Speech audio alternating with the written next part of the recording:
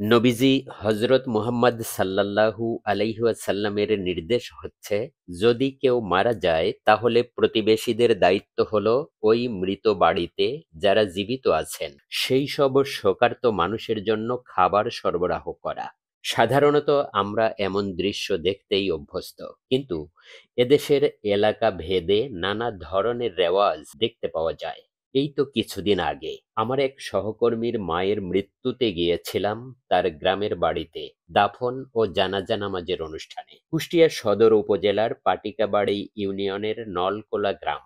মৃত বাড়িতে শোকের ছায়া বিদ্যমান, উঠানে খাটিয়ায় সাদা কাপড়ে মোড়ানো মৃতদেহ। তখনও দাফন সম্পন্ন হয় নাই, অথচ বাড়ির আঙিনায় কিছু লোক রান্নার আয়োজনে মশগুল। দাফন কাফনে আগত লোকগুলোর অনেকেই খাওয়া দাওয়ায় ব্যস্ত। কেউ কেউ লাশ দাফনের পরে এসে খেতে বসলেন।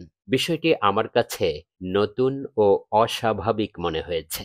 কেউ কেউ বললেন, এমন রেওয়াজ আরো নাকি অনেক এলাকায় চালু আছে।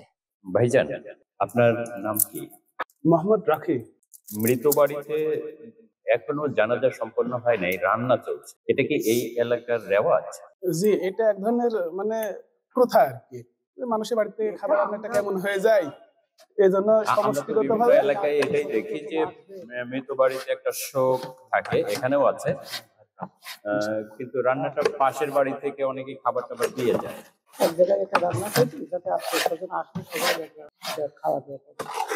আচ্ছা, এটা বহুদিন ধরে চলে আসছে? জি, বহুদিন ধরে চলে আসছে। যেখানেই আপনাদের এলাকায় কেউ মারা যাক তাহলে আপনারা যে রান্না করে দেন? ইনশাল্লাহ ইনশাল্লাহ। কতজন আছেন এরকম? আমরা আমাদের ব্যাচে 7 জন আছি। ও, আপনাদের ডাকতে হয় না, আপনারা না, জানেন? আমরা আমাদের নিজ উদ্যোগে আমরা ওই জায়গায় পৌঁছে যাই। প্রিয় বন্ধুরা, এটা হলো অঞ্চল ভেদে এই রেওয়াজগুলো বিভিন্ন জায়গাতে প্রচলিত আছে।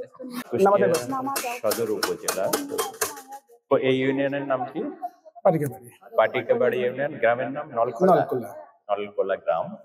এখানে এই প্রচলনটা আছে। আমি জানি, শুনেছি যে এই প্রচলনটা শুধু এখানে না, আর অনেক গ্রামে আছে।